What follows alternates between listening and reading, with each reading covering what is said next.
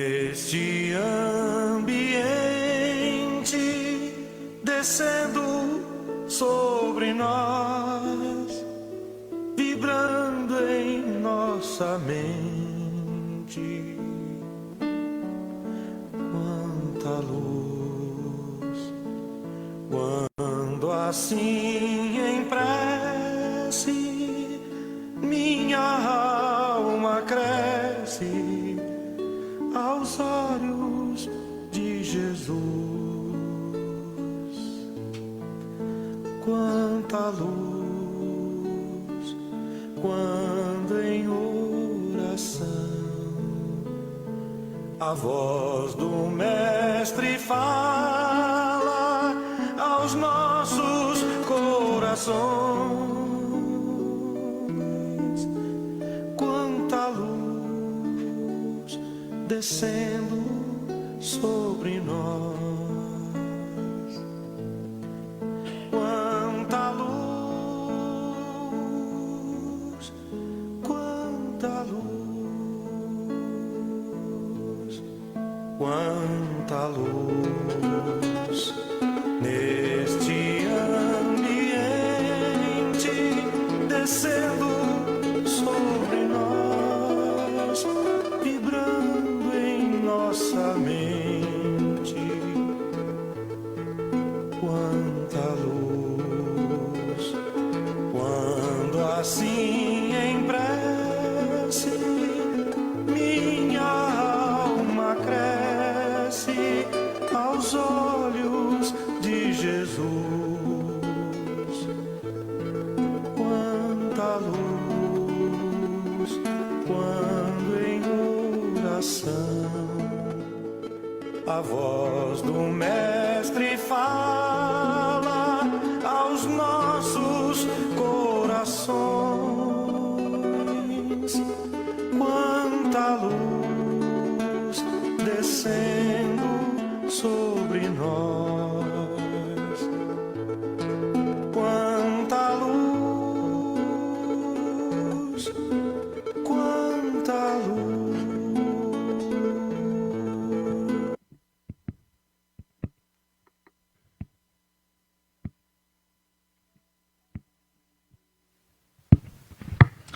Boa noite a todos, sejam todos bem-vindos aqui à nossa casa de paz e amor, possam se sentir aqui já em paz, nessa noite que sempre é tão importante para nós nos aproximarmos do Evangelho e nos equilibrarmos depois da nossa rotina aí diária, que a vida é sempre muito intensa, então que essa noite possamos aproveitar e desfrutar desse momento de busca de equilíbrio, de aprendizado e também de renovação, que é sempre o que o Evangelho nos propõe, né? Então a gente dá as boas-vindas, principalmente para quem também vem à nossa casa pela primeira vez, que possam se sentir acolhidos, né? E encontrar aqui aquilo que nós também viemos buscar e estamos vindo, né? Frequentemente às quartas-feiras, possam se sentir abraçados e envolvidos por nós aqui e também pela espiritualidade, com toda certeza. Nós pedimos a gentileza de também desligarem os celulares, para que esse momento seja de sintonia maior com a espiritualidade e de tranquilidade, né? Que é o que certamente a gente veio buscar essa noite. Os nossos recados que a gente sempre passa para vocês. A gente agradece as doações que sempre são ofertadas por vocês, à nossa casa, seja material, seja presencial aqui no nosso salão, nos nossos eventos da casa. Mas a gente sempre lembra da necessidade da manutenção desses trabalhos. Então, as doações para o kit de higiene também sempre continuam e se fazem necessários, né, para a evangelização infantil dos sábados. E também sobre os eventos, né, que a casa propõe. A gente viu o vídeo aí agora há pouco da Feira da Solidariedade que vem chegando aí no dia 24 de setembro. Então já vamos nos preparando para marcar presença nesse evento tão importante para a nossa casa, para os projetos, né, para a manutenção dos projetos e para a nossa convivência também, que se faz sempre muito importante. Para o trabalho da noite, O nosso colega que vai fazer a leitura do Evangelho é o Eduardo. A leitura do livro de mensagens, quem fará por nós vai ser a Laura. A prece de abertura, a Rita. E a nossa palestra da noite será feita pela nossa amiga Cristiane Ramos. E ela vai falar para nós hoje sobre Eurípides Barçanufo na espiritualidade. As vibrações, quem fará por nós será a Marisa. E a prece final, a Ioná. Então, que possamos ter um bom trabalho e mantendo essa sintonia durante todo o nosso trabalho. Uma boa noite.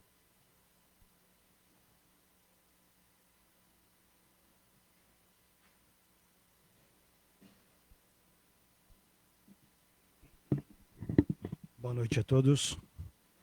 O Evangelho segundo o Espiritismo, capítulo 6, o Cristo Consolador. Item 8, Espírito da Verdade, Havri 1861. Deus consola os humildes e dá força aos aflitos que a suplicam. Seu poder cobre a terra e por toda a parte, ao lado de cada lágrima, põe o bálsamo que consola. O devotamento e a abnegação são uma prece contínua e encerram um profundo ensinamento à sabedoria humana. Reside nessas duas palavras. Possam todos os espíritos sofredores compreender esta verdade. Em vez de reclamar contra as dores, os sofrimentos morais que são aqui na terra, o vosso quinhão. Tomai, pois, por divisa essas duas palavras, devotamento e abnegação. E sereis fortes, porque eles resumem todos os deveres que a caridade e a humildade vos impõem. O sentimento do dever cumprido vos dará a tranquilidade de espírito e a resignação. O coração bate melhor, a alma se acalma e o corpo já não sente desfalecimentos, porque o corpo sofre tanto mais quanto mais profundamente abalado estiver o espírito.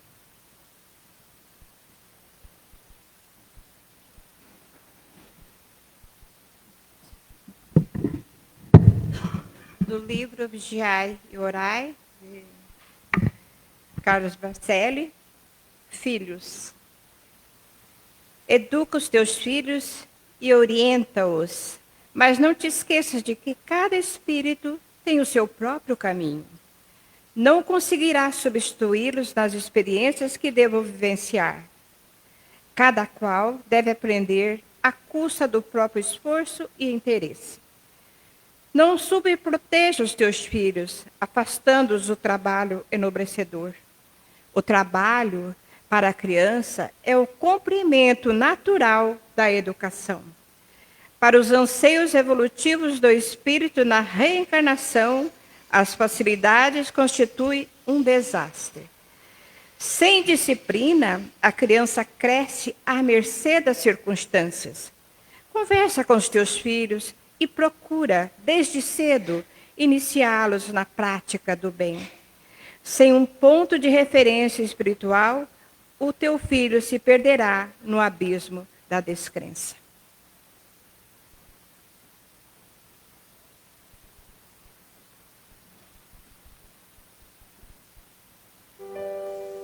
Amado Mestre Jesus, Pai de infinita misericórdia, dai-nos sabedoria e prudência para que nessa noite possamos absorver, compreender e principalmente colocar em prática na nossa semana todas as benéficas que esse trabalho vem nos trazer.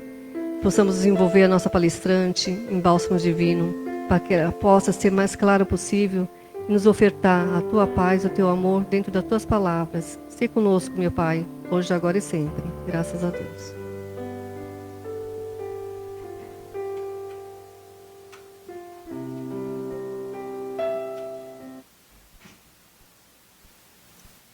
Boa noite a todos. Que Jesus nos ampare e o espírito do nobre professor Eurípides Barçanufo facilite as nossas palavras. A gente esteve aqui em maio e falou um pouquinho sobre a obra e a vida desse ilustre espírito, né? Quando esteve na sua última encarnação aqui conosco na Terra. E hoje a gente volta para falar um pouquinho mais sobre como ele se encontra na espiritualidade, tá bom?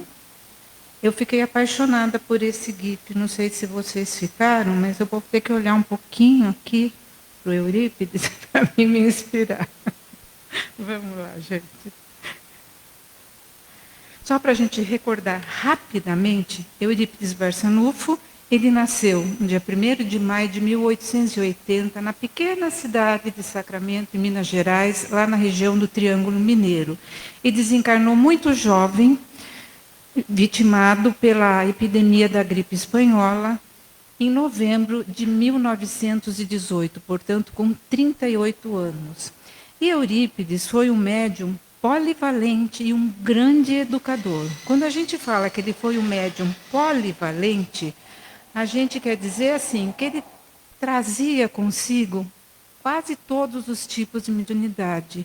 Ele foi psicógrafo, psicofônico, através dele vieram mensagens de Sócrates, Platão, Maria de Nazaré, Joana d'Arc, Vitor Hugo, Tiradentes, Lutero, né? E ele sempre terminava essas comunicações que ele tinha, ou psicografando, ou através de uma psicofonia, sempre com a ternura de Vicente de Paula, que era um espírito muito ligado a ele, ou através de Bezerra de Menezes. Fora isso, ele foi audiente, vidente, trabalhou muito na cura, foi um médium receitista. Tudo isso, juntamente, tendo do lado de lá da espiritualidade, o auxiliando o Dr. Bezerra de Menezes. E quando ele desencarnou, ele continuou trabalhando por nós, aqui no orbe terrestre, lá da espiritualidade. Era um espírito de escola, que já poderia estar em mundos superiores, mas ele preferiu ficar aqui conosco, assim como foi esse também o Bezerra de Menezes. Tanto um quanto o outro são mentores aqui da nossa casa de paz e amor. E quando ele chegou no plano espiritual, ele ficou muito entristecido, porque ele percebeu que muitos dos que tinham recebido, não é, justamente a mediunidade, mas o conhecimento da doutrina dos espíritos, se encontravam lá em situações muito difíceis. Chegaram à pátria espiritual vencidos por perseguidores cruéis ou vitimados por idioplastias muito fortes. Então, diante disso, ele resolveu se dedicar mais especificamente a esses espíritos. Porque nos últimos anos dele aqui, em Sacramento, ele também se dedicou muito a esses espíritos que tinham distúrbios psiquiátricos, psicológicos e obsediados. Antes da gente continuar, eu quero passar bem rapidinho aqui para falar para vocês do Sanatório Espírita de Uberaba, que foi uma entidade filantrópica sem fins lucrativos, que foi fundada em 31 de dezembro de 1931. Atualmente, ele faz parte, mudou o nome dele, em 8 de 7 de 2021, passou a se chamar Instituto Maria Modesto, e como ele era filantrópico, ele fez um convênio com o SUS e atende lá as pessoas portadoras de distúrbios psiquiátricos e tudo mais. Quem toma conta agora é a Uniub, que é a Universidade de Uberaba. Mas lá no início, quando ele foi inaugurado por frequentadores espíritas do centro mais antigo de Uberaba, que é o Centro Espírita Uberabense. E o presidente do centro, no começo, tomou conta ali, o doutor Henrique e tal, mas foi uma mulher a maior responsável pela manutenção desse sanatório, a médium Maria Modesto Cravo, que a gente já vai falar um pouquinho dela, que lá em Uberaba, naquela época, era conhecida como a Dama da Caridade de Uberaba. Quando ela tomou a frente do sanatório, que era todo... como era filantrópico, ele sobrevivia através das doações, principalmente dos frequentadores desse centro, ela convidou também um uberabense, o doutor Inácio Ferreira, que era psiquiatra, estudioso justamente desses processos, né? Inclusive, até então ele não era espírita, vamos deixar para daqui a pouco. Ela o convidou para que fosse, então, o diretor médico desse sanatório. E ele veio, e ali ele encontrou no sanatório um laboratório para que ele pudesse estudar a psique humana e o interrelacionamento entre criaturas e espíritos desencarnados. Ele não era espírita, mas a dona Maria Modesto Cravo, ela já atuava ali com um grupo, juntamente com os tratamentos psiquiátricos que existiam na época, os medicamentos, as psicoterapias e tudo mais, ela já fazia também ali um trabalho espírita, aos moldes da doutrina espírita. Ela já fazia alguns trabalhos de desobsessão, cura e passe ali no sanatório, lógico que num local adequado. E isso era inédito para a época, que ela já fazia terapias alternativas. E percebia-se que tudo isso tinha uma excelente eficácia na cura dos distúrbios mentais e ou obsessores. Então, quem foi a Maria Modesto Cravo? A dona Maria Modesto Cravo nasceu em Uberaba, em 1899, era de uma família extremamente católica, uma família ilustre ali dentro, e ela foi pega por alguns fenômenos que começaram a prejudicar muito a vida dela. E ela procurou ajuda médica, passou por vários médicos, e ninguém conseguia diagnosticar o que ela tinha. Aí, um falou daqui, outro falou de lá, e muito constrangidamente ela foi procurar o missionário de Sacramento, Eurípides, foi ter com Eurípides. Chegando lá, ela comentou com Eurípides qual eram o que incomodava, ela já estava bem debilitada. Ela tinha um fenômeno que ela não podia encostar em nada de metal que ela levava choque, e também ela tinha uma clarividência muito lúcida, ela enxergava ambientes com espíritos desencarnados, encarnados, e isso incomodava, porque ela não tinha o controle daquilo. E Eurípides esclarece a ela que isso tudo vinha a ser um compromisso que ela tinha, mediúnico, né? Que ela tinha que trabalhar especificamente contribuindo com os enfermos mentais e distúrbios de comportamento. Então, ele faz todo o tratamento com ela, pede para que ela estude as obras da codificação. Então, vamos vê-la agora frente a esse sanatório espírita de Uberaba, nesse trabalho, junto com aí o doutor Inácio também começa a trabalhar com isso, lógico, com também o auxílio de Eurípides Barçanufo. E por que eu falei que eu teria que falar isso? Eu não poderia pular. Porque vocês vão perceber agora que, assim,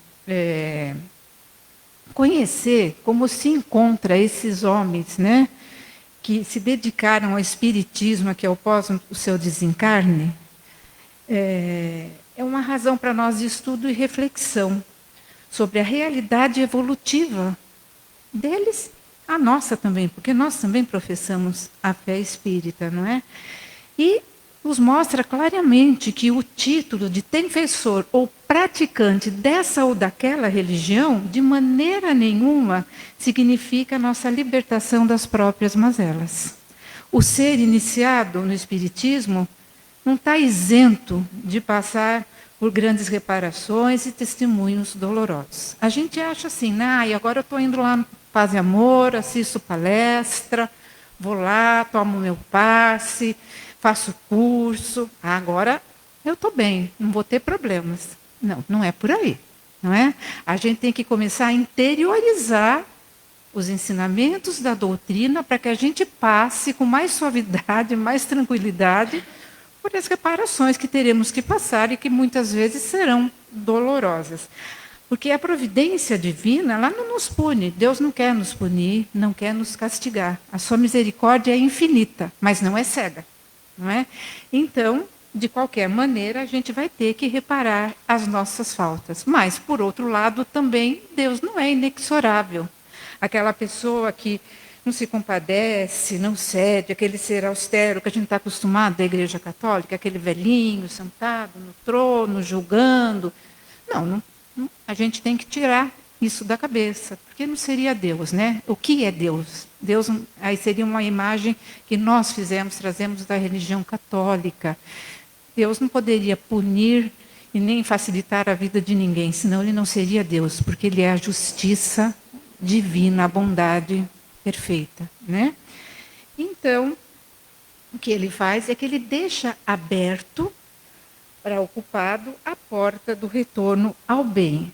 Agora, para nós o que interessa nesse momento é saber que aqueles que tiveram, vamos dizer assim, não é um privilégio não, aqueles que vieram com a mediunidade, vamos dizer, ostensiva, que são aquelas mediunidades mais visíveis aos nossos olhos, e a eles foi dado o conhecimento da doutrina espírita, não raro são criaturas que recalcitraram no erro. Como assim? Mas o médium não sabe tudo? O médium não é perfeito? Nesse patamar evolutivo que nós estamos, não.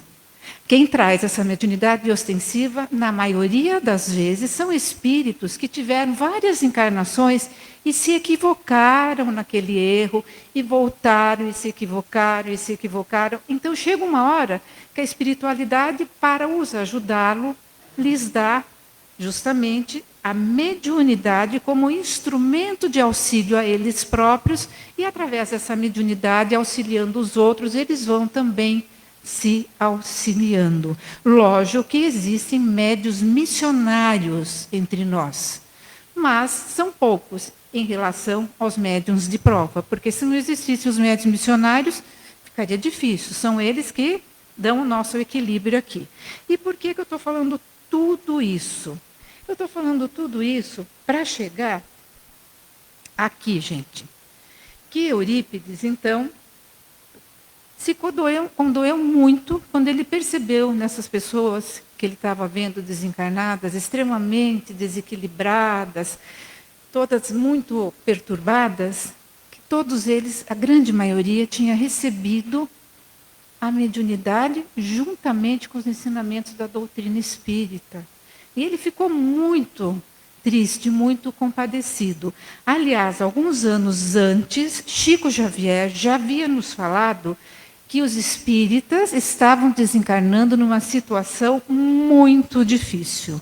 Então, Eurípides, pensando, resolveu pedir que chegasse até Jesus, não é? Através dos benfeitores do mais alto, levassem até Jesus uma proposta de interesse da edificação de um sanatório espiritual especializado justamente em loucura, para que aqueles, após a morte do corpo físico, se achavam desequilibrados. E que esse sanatório também serviria como escola viva e laboratório na preparação das reencarnações futuras desses que lá estavam, não é? De uma maneira menos dolorosa e com possibilidades mais seguras de se recuperar. Após concedido o seu pedido, Eurípides suplicou ao nobre espírito Agostinho de Hipona, que o havia auxiliado enquanto ele estava aqui encarnado, né, que servisse como intermediário das futuras necessidades do Instituto em Surgimento junto ao médico divino, a quem ele suplica bênçãos em favor da obra. Então, o Sanatório Esperança ele foi erguido no plano espiritual na década de 1930 a 1940, e quem foi convidado para ser o diretor foi justamente o Dr. Inácio Ferreira, que ele ficou lá por 5 décadas. Ele ficou até 1988, quando ele desencarnou à frente da direção desse Sanatório Esperança na espiritualidade e também ali no Sanatório Espírita de Uberaba. Ele se desdobrava para fazer essas duas, né, intermediações. Então, esse hospital também recebe estagiários, que são candidatos à reencarnação com tarefas definidas na mediunidade e futuros estudiosos da alma. As aulas ministradas ali são ministradas nada mais, nada menos por Pinel, Charcot, Freud, Jung. pouca coisa, né? São assim os psiquiatras mais famosos que a gente já escutou falar até hoje. Então Eurípides, logo que assim recebeu que poderia criar esse hospital, ele providenciou admiráveis psiquiatras, psicólogos desencarnados, especialistas do orbe terrestre em patologias obsessivas e auto-obsessivas. Ele tomou todo um cuidado quanto à área que ele iria construir aquele sanatório, que não poderia ser muito próxima das comunidades espirituais, por causa do movimento, e também ele queria num local muito próximo à natureza, para que a própria natureza servisse como bênção aos que estavam ali, contribuísse, né, para acalmar as alucinações dessas criaturas e absorver o impacto vibratório de seus tormentos, ensejando-lhes renovação e paz. Ele obedeceu esse plano cuidadosamente, ergueu vários blocos e cada um desses blocos ficou determinado para ele dividiu de acordo com os processos psiquiátricos e obsessivos que as pessoas ali chegavam.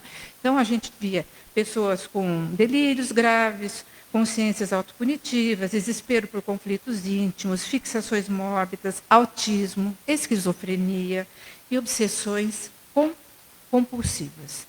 E, quando ele construiu, como ele tinha um vínculo muito grande com o divino médico, ele pediu para que fosse inscrito na entrada do pavilhão central do hospital, ou do sanatório, né, a frase: fora da caridade não há salvação, revivendo os exemplos do Senhor.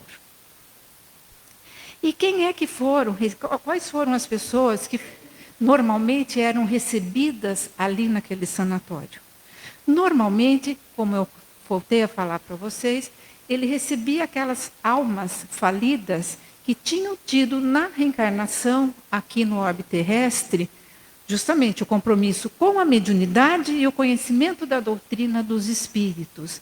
E falharam, né? E chegaram lá um desequilíbrio muito grande. Então, médiuns levianos, que enquanto estiveram aqui, desrespeitaram o mandato de que se fizeram portadores, divulgadores descompromissados, porque muitos vieram para cá com o compromisso de estar divulgando a doutrina dos espíritos, mas, na realidade, né, se perderam e não conseguiram divulgar como tinham que divulgar os ensinamentos da doutrina, se tornaram alguns mercenários da caridade, outros que vieram com o dom da psicografia para escrever algumas obras literárias sobre a doutrina espírita, também se perderam em discussões assim, estéreis, em coisas assim, mesquinharias.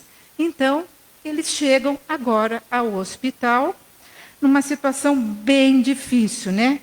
Eles naufragaram na experiência carnal e se encontram, então, ali recolhidos, né? Eurípides e seus trabalhadores os trazem para esse sanatório, porque eles não estavam suportando as pressões dos espíritos vingadores. Porque, gente, não adianta. Se eu desencarnar hoje, eu vou chegar lá na espiritualidade da mesma maneira que eu desencarnei, com os meus vícios, com meus equívocos, mas também com algumas virtudezinhas que a gente pensa que já conseguiu, né? Então, é mais ou menos assim que eles chegam até lá. Agora vamos passar rapidinho o programa terapêutico do Sanatório Esperança. O amor e a paciência assumem a primazia em todos os processos socorristas, independente de ser lá. Todos nós que trabalhamos em socorro de alguém temos que ter o amor e a paciência que vão amenizar a angústia e amenizar o desespero daqueles que se enganaram, né? Enganaram a si mesmo e sofrem lamentáveis consequências. A base de todos os procedimentos do sanatório está a musicoterapia, o amor-terapia e a prece-terapia, que se multiplicam, de acordo com a necessidade, em diversificados métodos de atendimento aos sofredores, de acordo com as síndromes, extensão e gravidade do problema. Juntamente, concomitantemente, a gente vai encontrar também ali no Hospital Esperança, lógico, terapias desobsessivas, a fluidoterapia e a psicoterapia. As terapias desobsessivas lá, se a gente começa a ler, a gente fica achando assim que é meio surreal. Mas realmente acontece de alguns espíritos desencarnarem sendo vampirizados e aquele obsessor está ali ainda. Então, é feito o desligamento desses espíritos. Também existem espíritos que chegam lá com implantes no cérebro e que continuam ainda pulsando lá na espiritualidade, no corpo perispiritual. Como também existem aqueles que, né, chegam cheios de ódios, querendo vingança, e não entendem, se acham vítimas. E aí são feitas regressões, experiências pregressas, em cujas vivências se originaram os enfrentamentos e os ódios, e também a liberação por hipnoses profundas. Porque a gente sabe perfeitamente, né, que hoje eu sou o obsediado, mas com certeza ontem eu fui o obsessor.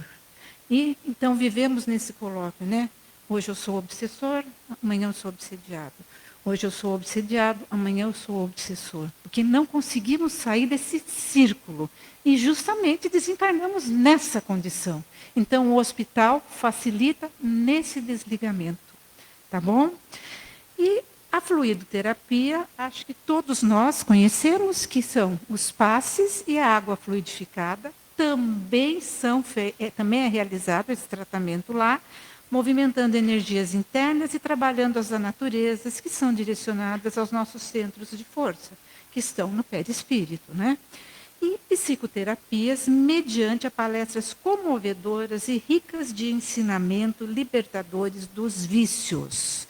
E o interessante é que nessas palestras que eles costumam dar, normalmente, eles evocam situações da história que foram muito marcantes e alguns personagens, alguns vultos, para que aquelas pessoas que estejam ali assistindo, muitas vezes presenciaram e participaram dessas situações que ocorreram e marcaram, e esses vultos, como que para que eles percebam que há, sim, retorno. Que a casa do Pai está sempre de braços abertos esperando. E para encerrar, eu só queria comentar o seguinte para vocês. O mais interessante de tudo isso são as excursões que Eurípides faz com Dona Maria Modesto, Cravo, também o auxilia a rainha Isabel de Portugal, em lugares assim, umbralinos, que a gente não conseguia nem imaginar que existissem. Eles vão até lá.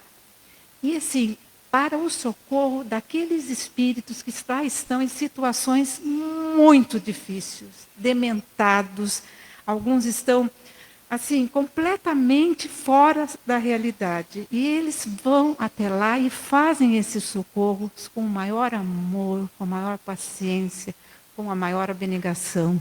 Tem um caso de Eurípides estar com as mãos, retirando o espírito que está impregnado numa lama, com um cheiro de podridão.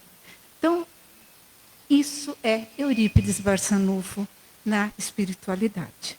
E eu queria terminar para vocês com essa frase: o amor é tudo o que temos, o único caminho pelo qual um pode ajudar o outro. Eurípides Barçanufo.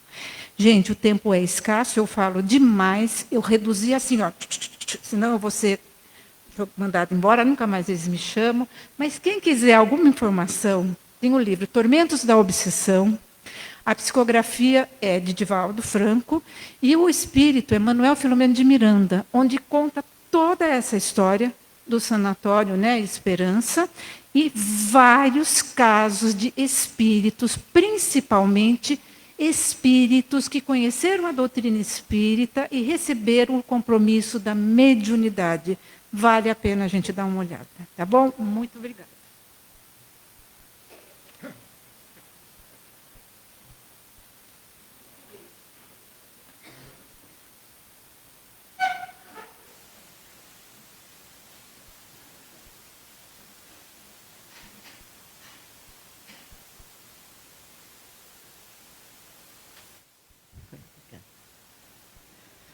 Então nós vamos agora fechar os nossos olhos, aproveitar esse momento do trabalho em que a espiritualidade vai buscar no íntimo de cada um as nossas necessidades.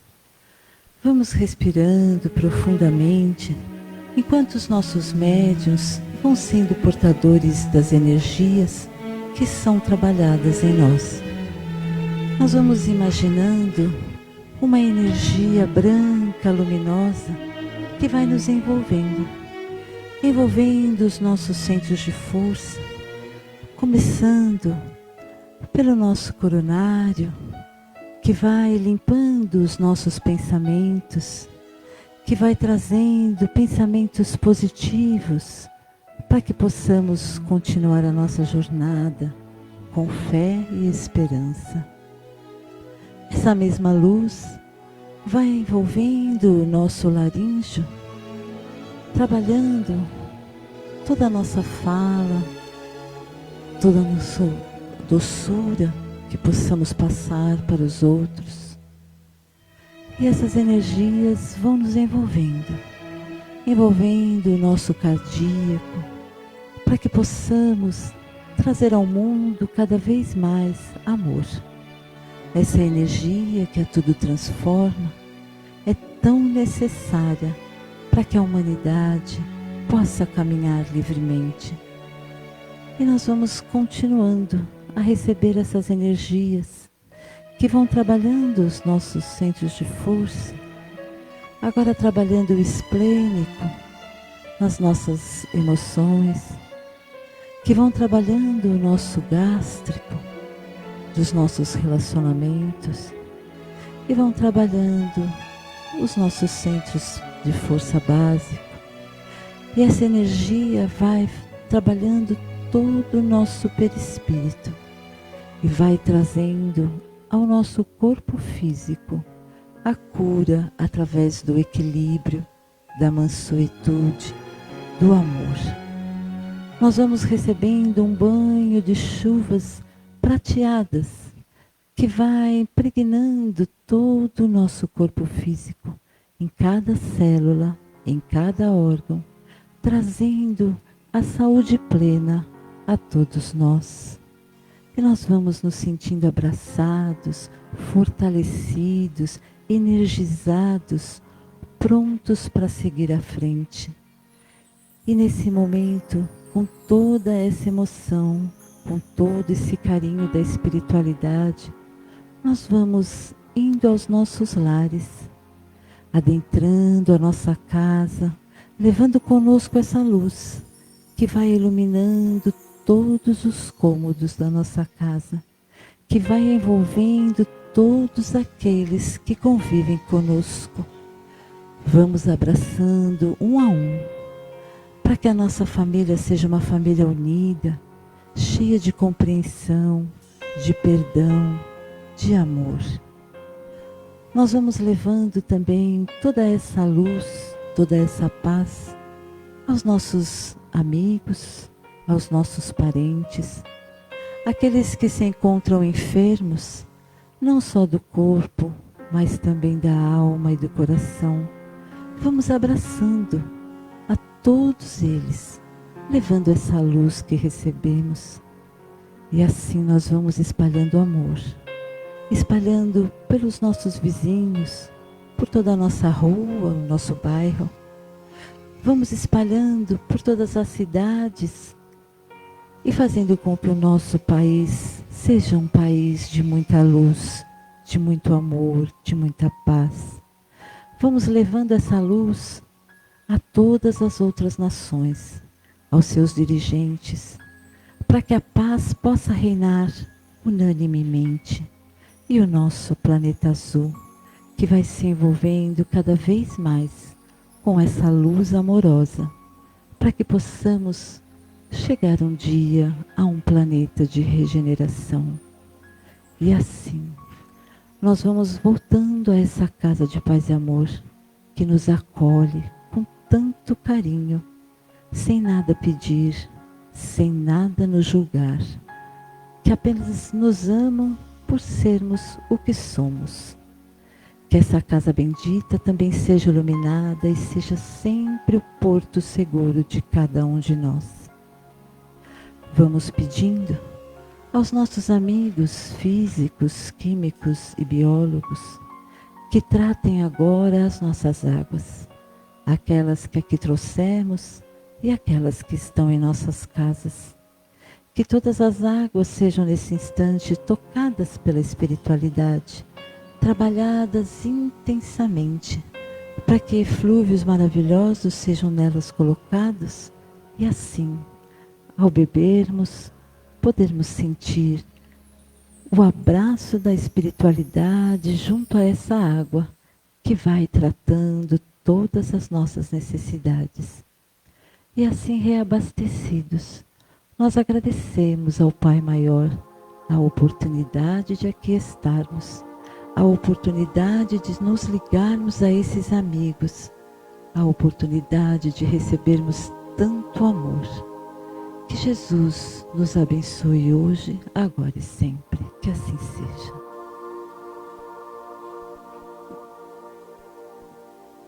Querido e amado Mestre Jesus, amigos da espiritualidade que estiveram conosco nesses momentos, só temos a agradecer. Agradecer pelas bênçãos recebidas, pelo amparo, pelo amor e pela lição da noite.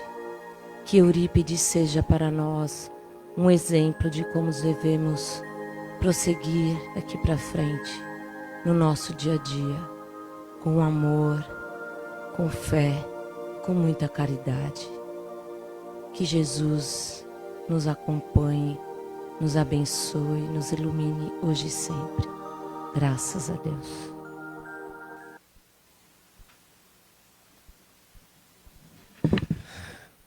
Boa noite a todos, um bom retorno para os seus lares. E aos médiuns, temos reunião de equipe hoje, tá bom? Que Deus abençoe a todos.